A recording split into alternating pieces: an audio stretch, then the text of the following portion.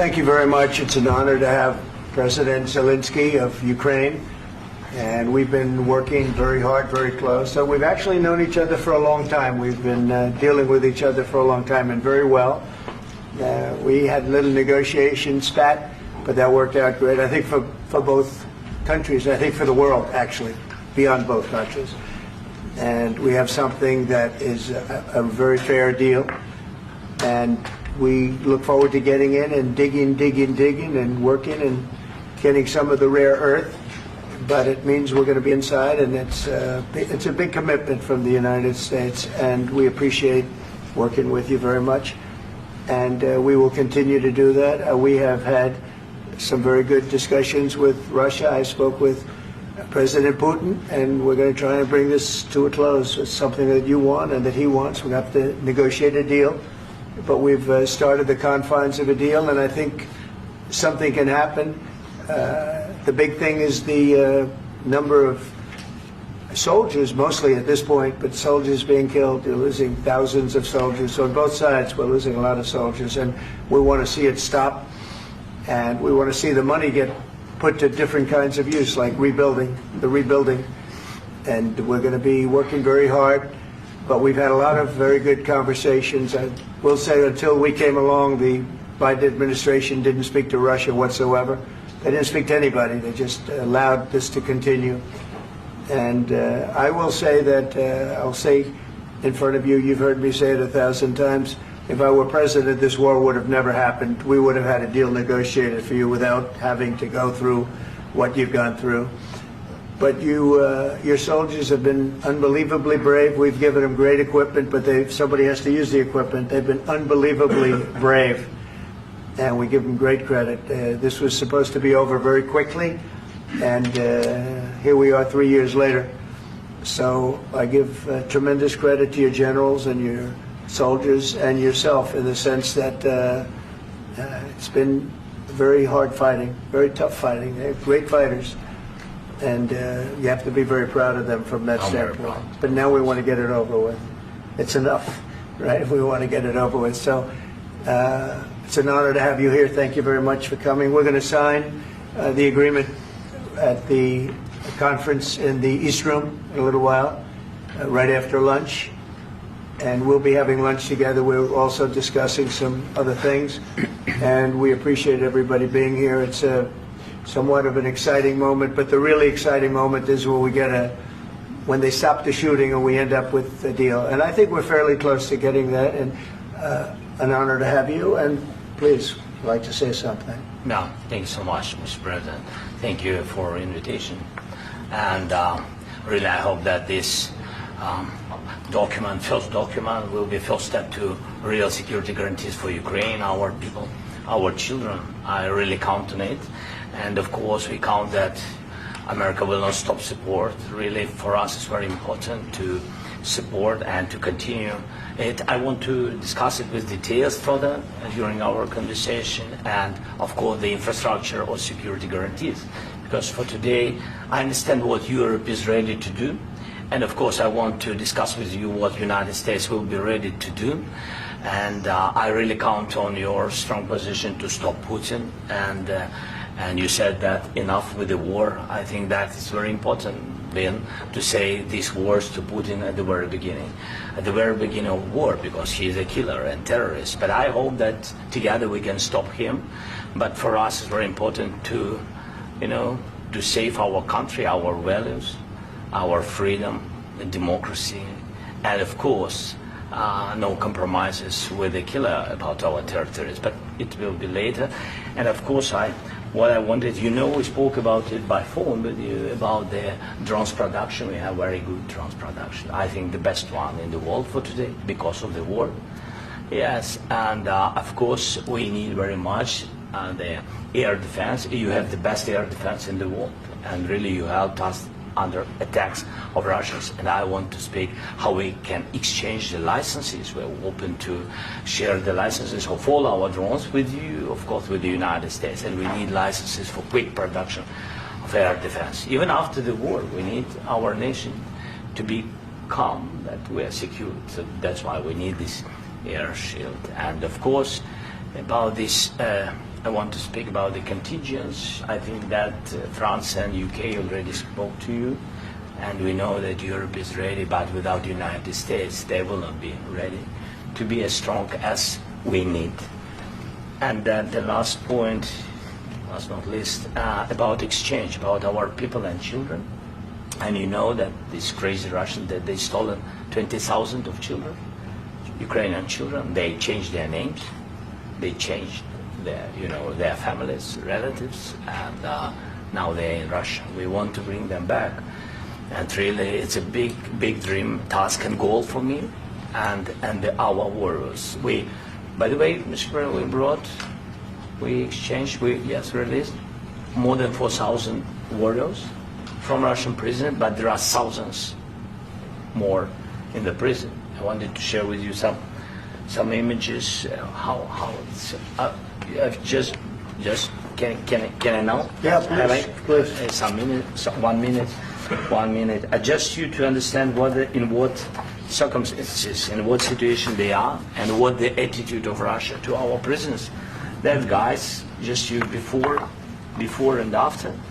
And you see before and after, just you to understand. Now thousands of such guys, ladies and men, there, and that, so they don't eat, they beat them, and they do a lot of bad things. So out of, even during the war, there are rules. Everybody knows there are rules during the war. So these guys, they don't have any rules. You see that 50, 60 kilograms left, and a lot of such things. And I didn't want to show you what the changes with images of children, because I will share with you. And I mean, it's looking tragic.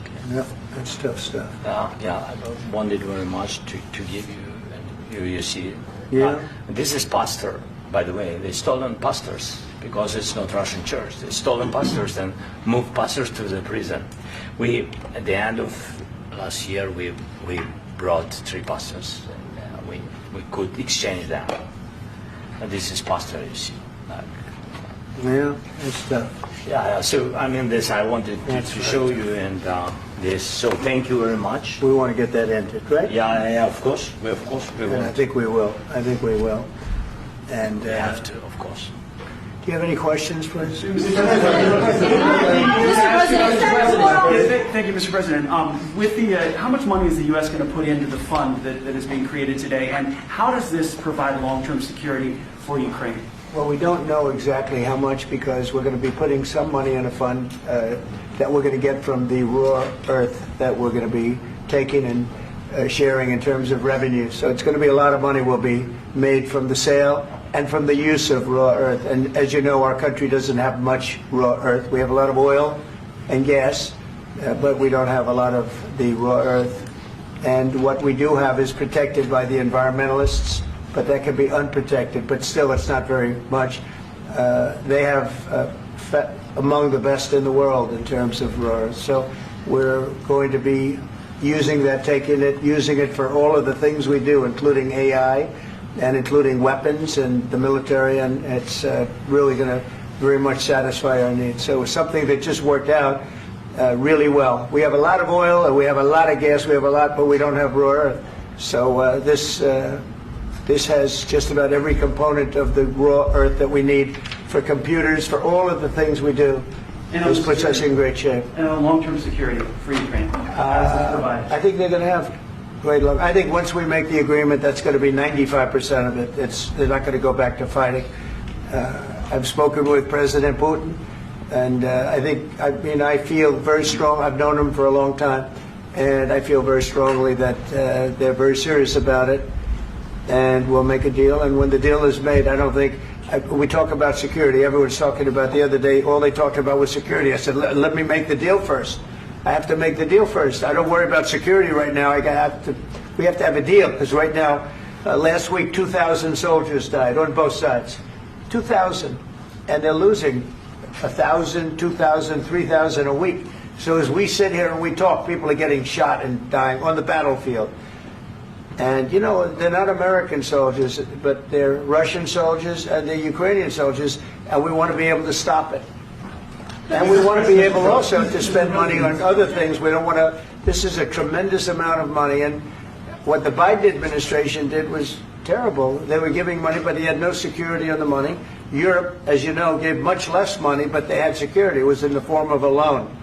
They get their money back, and we didn't. And now, at least we're protected because the American taxpayer has to be protected too. But this is an incredible agreement for Ukraine because we have a big investment in their country now, and what they have, very few people have.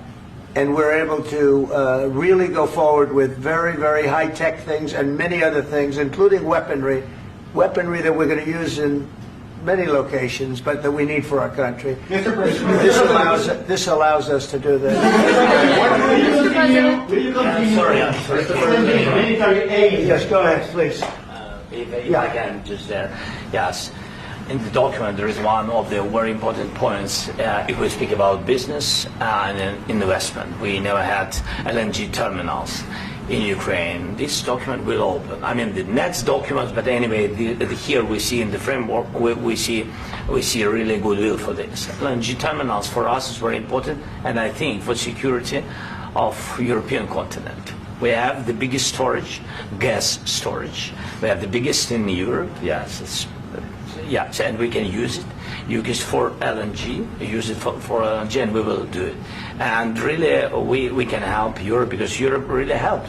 President Trump said that they made less support, but they are our friends and they are our very supportive partners. They really gave a lot, Mr. President. They did. They gave a lot, but they gave much less. No. Much less. No. Indeed, no. No. Okay.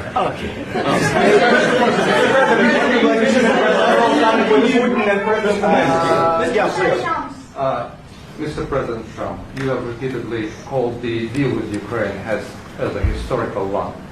And as a President of the United States, you make historical decisions in other issues which affect America and other world. So what place in the world history do you want to take? And do you associate yourself with any famous historical figures? I'd say George Washington, Abraham Lincoln.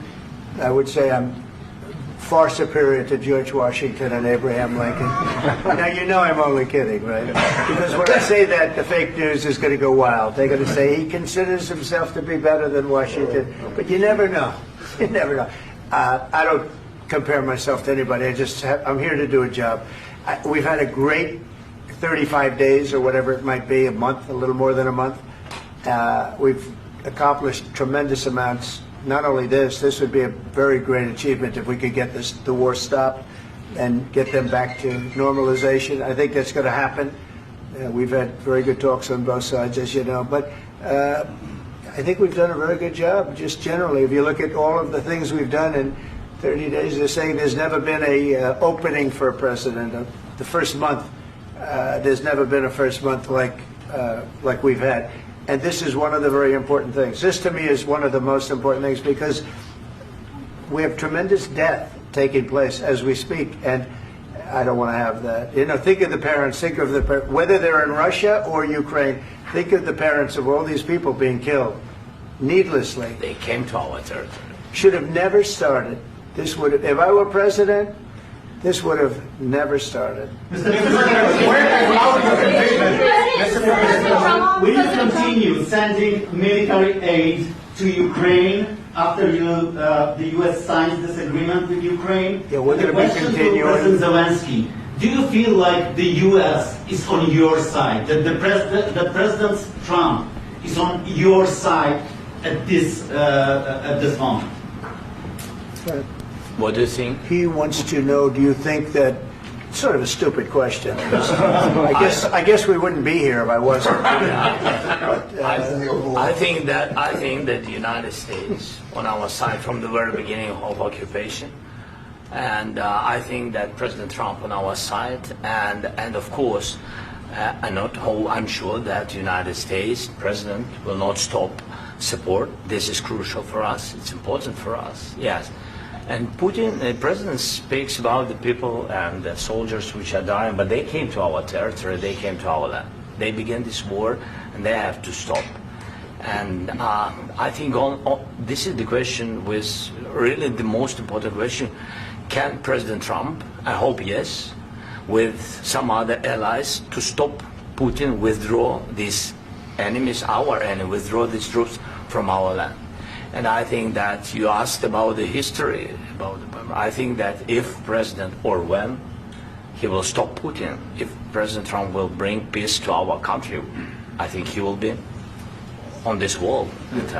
We've had very, very good talks. What about military aid to Ukraine? President Zelensky just said that there will be no compromises with Vladimir Putin. I just wanted to ask both of you. Firstly, are there compromises that you think that President Zelensky is going to have to make? And President Zelensky, is there anything that you might be thinking that you may be able to offer or bring to the table, for example, elections? Thank you. I think you're going to have to always make compromises. You can't do any deals without compromises. So certainly he's going to have to make some compromises, but hopefully they won't be as big as some people think you're going to have to make. That's all. That's all we can do. I'm here as an arbitrator, as a mediator to a certain extent between two parties that have been very hostile, to put it mildly. They've been very hostile. There's been a vicious war. There's been a vicious war. You know, it's a very level battlefield, and those bullets go out, and as I've said many times, we were talking about it with Pete, many times the only thing stopping those bullets is a human body. And in the case we're talking about, generally young human bodies are stopping a lot of bullets. It's dead level. That's why it's great farmland. It's great land. It's great farmland, but there's very little protection against the bullets that are being, and other things that are being shot. So all I can do is see if I can get everybody at the table and get an agreement. And I think we're going to end up with an agreement. Otherwise, I wouldn't probably be even here today. Mr. President, I've got two questions for you. You think ultimately your legacy will be the peacemaker and not the president that led this country into another war and ended foreign wars? And I've got a question. I hope it will. I mean, I hope I'm going to be remembered as a peacemaker. This would be a great thing if we could do this. I'm doing this to save lives more than anything else. Second is to save a lot of money, but I consider that to be far less important. So I hope I'm going to, thank you, Brian, for that question. It was a nice question. I hope I'll be known and recognized as a peacemaker. This would be a great thing to solve. This is a very dangerous situation. You know, this could lead to a third world war. This was headed in the wrong direction. If this election were lost, if we didn't win this election, and we won it by a lot, that was a mandate. We won every swing state. We won the popular vote by millions and millions of votes. We won everything. The districts, you look at the areas of red, take a look at a map. This was a big mandate, and this was one of the things. I said, we're going to get this thing settled. If we didn't win, I think this could have very well ended up in a third world war, and that would not have been a good situation. What was your second question? And my second question for President Zelensky: why don't you wear a suit? You're at the highest, why don't you wear a suit? You're at the highest level in this country's office, and you refuse to wear a suit. Just want to see if do you own a suit? Yeah, problems. A lot of Americans have problems with you not respecting the dignity of this office. I will wear a costume after this war will finish. Okay. Yes, maybe one. Maybe something like yours. Yes. That'd be great. Maybe something better. I don't know. We will see. Maybe something cheaper than. Yeah. Thank you. Thank you. Thank you, President Trump. You said yesterday that you. Are you going to send more arms to Ukraine in case there's no peace? Yeah, we're going to have arms to Ukraine, yeah, sure. Hopefully I won't have to send very much, because hopefully we're going to have it finished. We're looking forward to finishing this quickly. We're not looking forward to sending a lot of arms. We're looking forward to getting the war finished so we can do other things. But we very much appreciate the agreement, because we needed what they had, and we're treating, our country is now treated fairly. Biden didn't do that. He didn't know what the hell he was doing. This should have never happened. This should have never started. But, you know, sure, the answer is yes, but hopefully we won't have to send much because I'm looking forward to getting it done quickly, very quickly. Does that mean you'll provide security guarantees, Mr. President? I don't want to talk about security yet because I want to get the deal done. You know, you fall into the same trap like everybody else. A million times you say it over and over. I want to get the deal done. Security is so easy. That's about 2% of the problem. I'm not worried about security. I'm worried about getting the deal done. The security is the easy part. Security is very nice. Everybody stopped shooting. And now will Europe put people there? I know France is going to. I know the UK is going to. I know other countries are going to, and they happen to be right next door. We haven't committed, but we could conceivably. You know, we have security in a different form. We'll have workers there digging, taking the raw earth so that we can create a lot of great product in this country. So in that sense, you have something, but we haven't determined that yet. I will say, in speaking to France and in speaking to, and they were here, as you know, last week and just the other day, they have committed to a lot of security. I don't think you're going to need much security. I think once this deal gets done, it's over. Russia's not going to want to go back, and nobody's going to want to go back. When this deal ends, I really believe this deal is going to be over. Yeah, please go ahead. Go ahead. Mr. President, thank you. You had Mr. Macron and Keir Starmer at the White House this past week, both of whom praised your courage and conviction to lead the pathway towards peace. Yes. Part of that involved, though, re-engaging Russia in diplomatic relations, something that previous leaders lacked the conviction to do so. What gave you the moral courage and conviction to step forward and lead that? Well, I love this guy. Who are you with? One American News, sir. Well, that's why I like him. One American News does a great job. I like the question. I think it's a very good question. It's a pathway to peace. It's a pathway to getting something solved. And I feel that as the head of this country, I have an obligation to do that. Plus, you know, we're very much involved. We got involved. It's too bad we got involved because there should have been no involvement because there should have been no war. And there shouldn't have been October 7th. That would have never happened. As you know, Iran was broke. They had no money to give to Hezbollah. They had no money to give to Hamas. They were stone cold broke. And then under Biden, they became rich as hell. They went from no money to $300 billion in a period of 4 years. And they gave a lot of that money away, and you see what happened. And that's a real mess also that we hope to be able to solve. But no, I appreciate your question very much. It's just, I feel I have an obligation to try and do something to stop the death. If I can answer. Yes, if I can answer, sorry. Please. And I do like your clothing, by the way. Yeah, really? Even though I think he's a great guy, by the way. But I don't know if you two like each other. But you know what? I think he's dressed. I like this guy. I think he's dressed beautiful. So I have more serious things than answer on such Yeah, questions. sure, I will answer on more That's serious a good questions statement. if I can. That's good. Yeah. So please, about security guarantees and about just ceasefire. We can't just speak about ceasefire and speak and speak. It will not work. Just ceasefire will not never work because I'm like a president. I have this experience, and not only me. Ukraine before my presidency from the 2014, Putin broken 25 times. 25 times he broken his own signature. 25 times he broken ceasefire. But he never broke to me. He never broke to me. No, you were the president. You were the president during. He never broke to me. In 2016, you've been the president, Mr. President. You've been the president, but he had, of course, not with you, but he had during those periods. He had conversations with our side, and we had Normandy format. You know, the France, Germany, Ukraine, and Russia, and he broken 25 times. That's why we will never accept just ceasefire. It will not work without security guarantees. Security guarantees, maybe President is right about this document and other, but this document is not enough. Strong army is enough because his soldiers afraid, Putin's soldiers afraid of our soldiers when we're strong enough. If we are not strong enough, if we are empty, if our storage is empty, we can't defend our land. Today, you know, he knows that we have, all the world knows that we have meeting, yes? Why he's using ballistic? Putin today using ballistic on our hospitals, schools, and etc. Ballistic. So he knows that we are here and that President Trump is really have goodwill to stop this war. And you hear now the president. So why he's using? So he doesn't want to stop. He doesn't want. But I hope that we will do it. Really, we'll do it. Security. When we speak about security guarantees, when the Europeans are ready for contingents, they need USA backstop.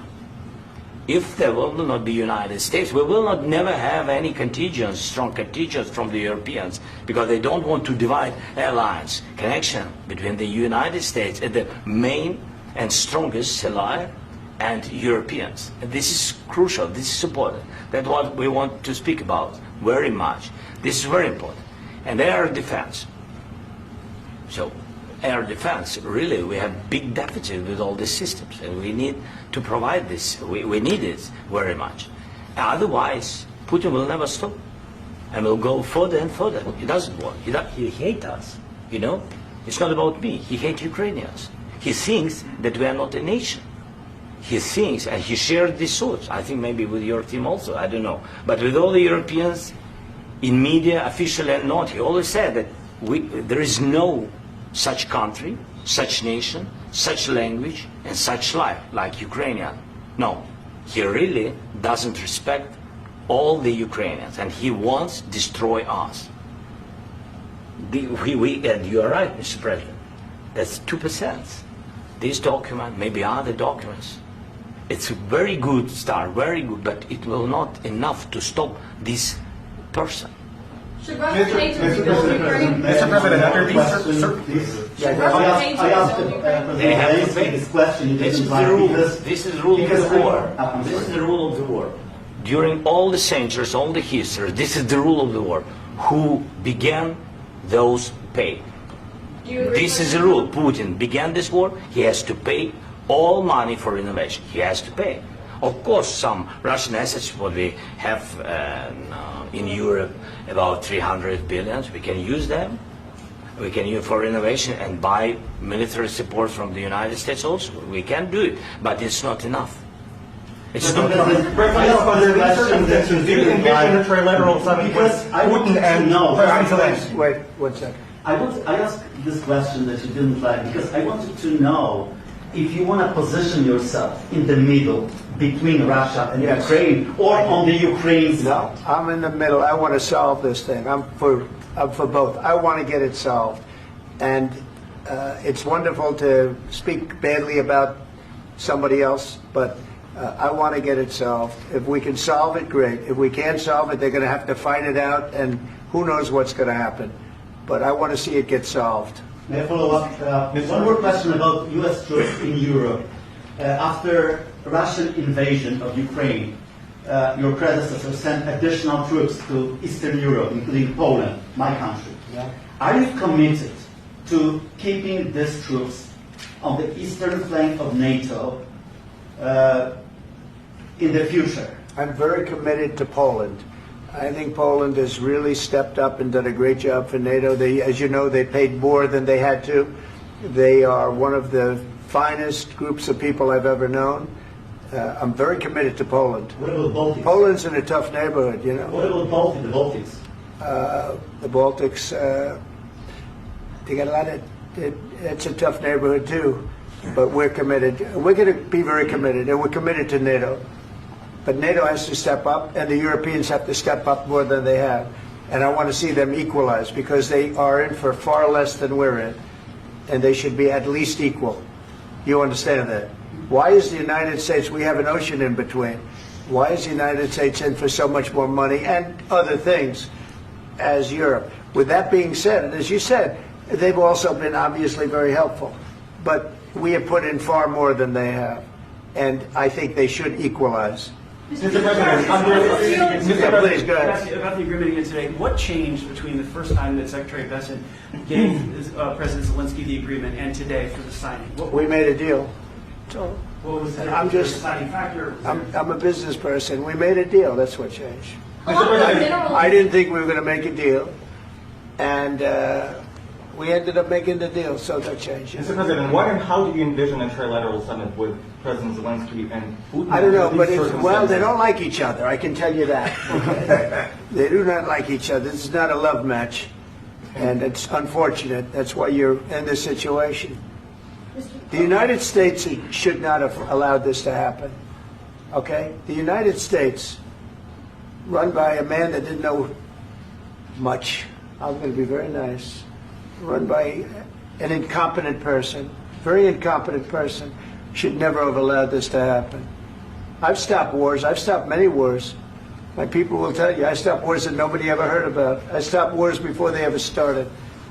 You can look at some of, I could give you a lot of nations that would tell you right now they were probably going to war. I could tell you right now there's a nation thinking about going to war on something that nobody in this room has ever even heard about.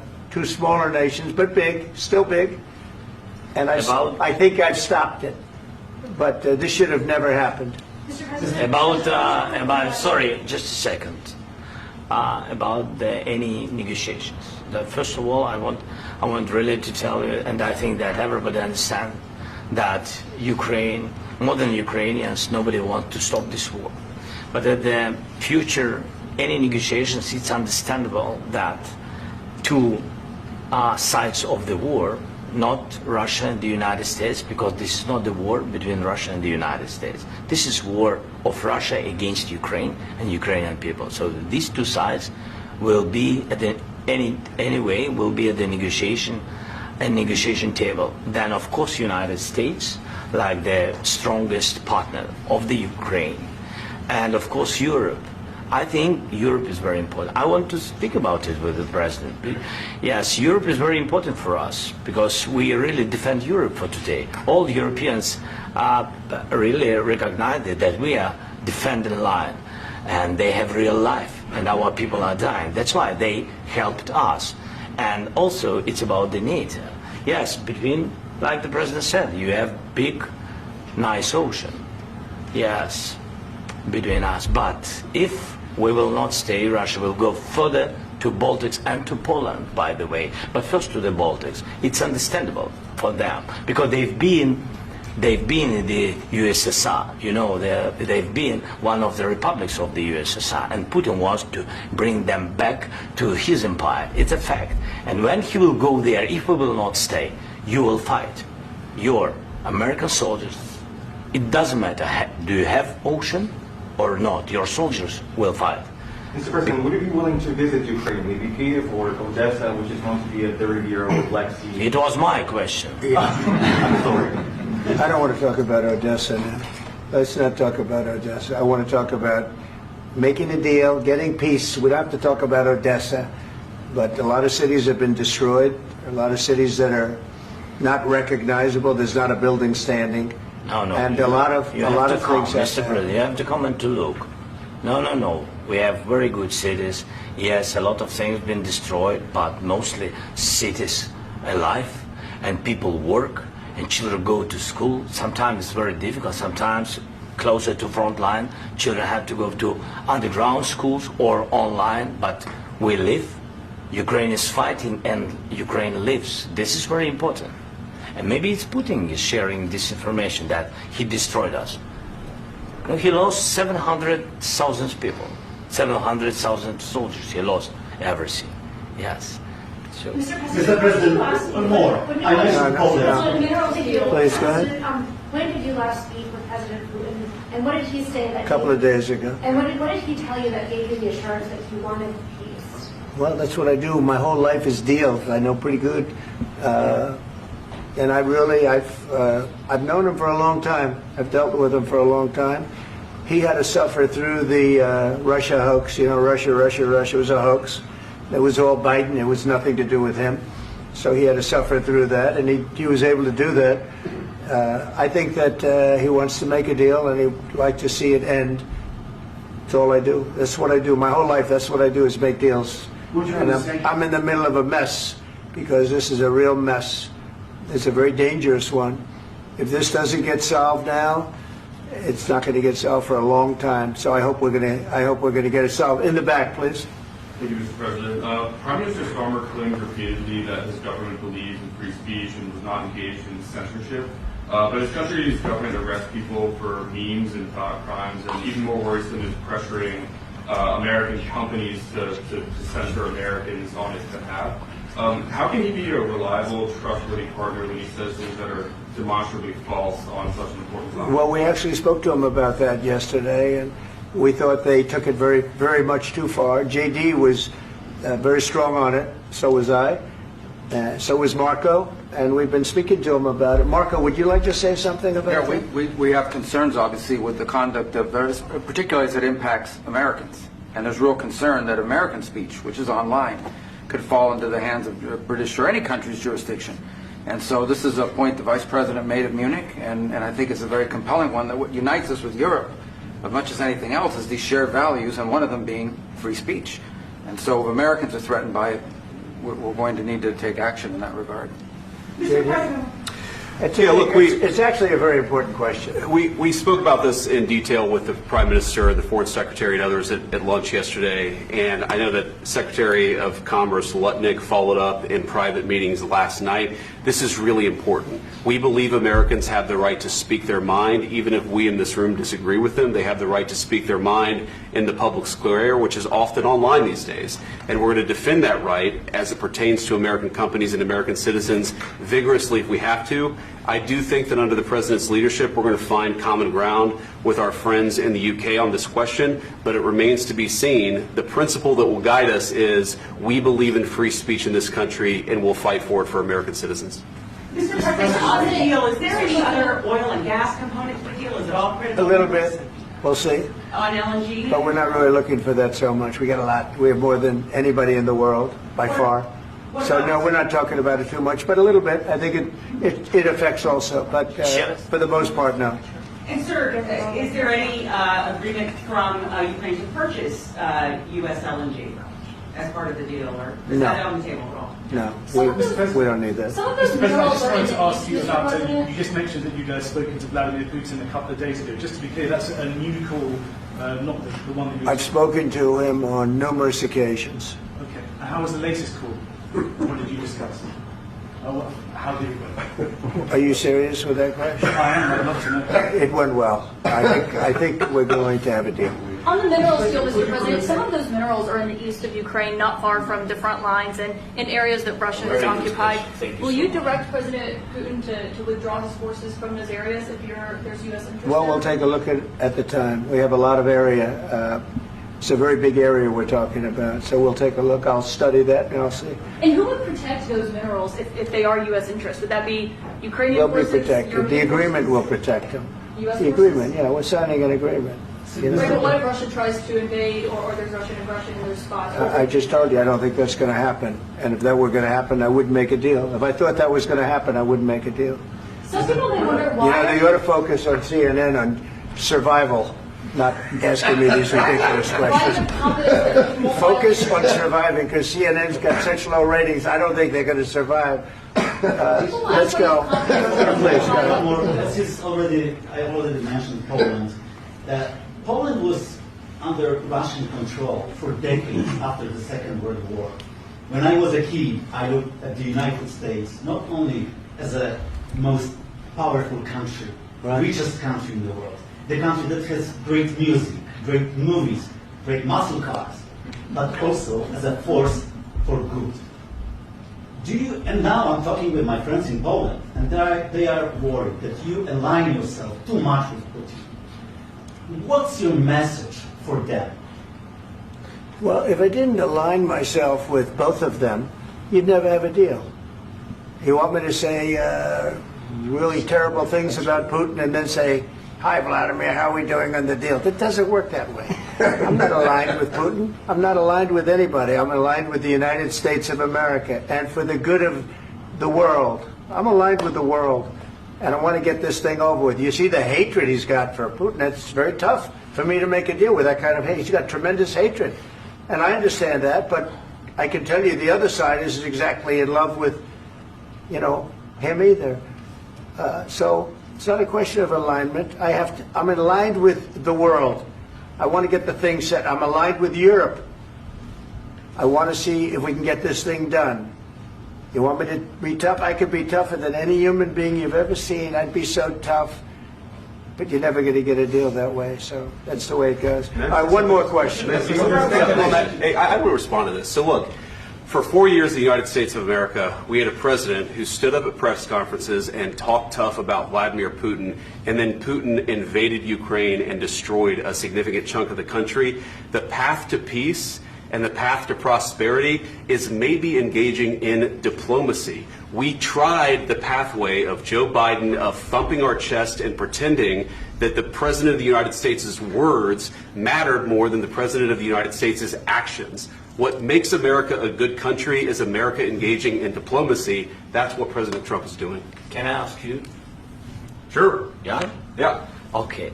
So he occupied our parts, big parts of Ukraine, part of East and Crimea. So he occupied it on 2014.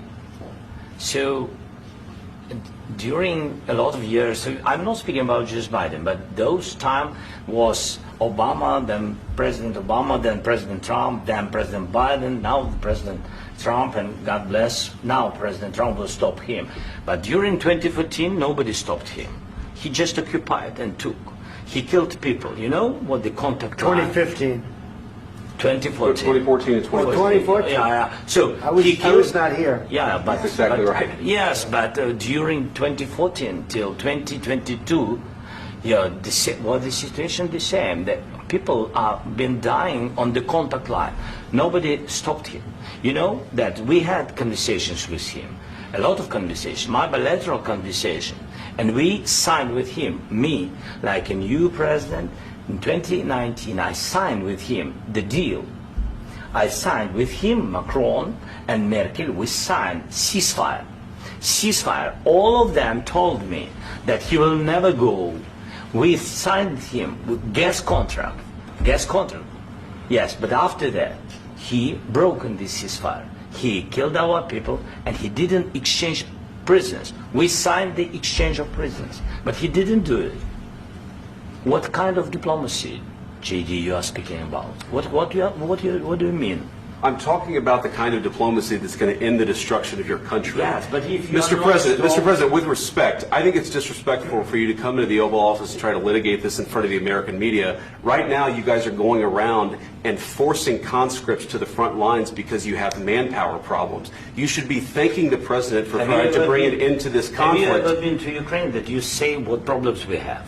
I have been to. Come once. I've actually watched and seen the stories, and I know what happens is you bring them on a propaganda tour, Mr. President.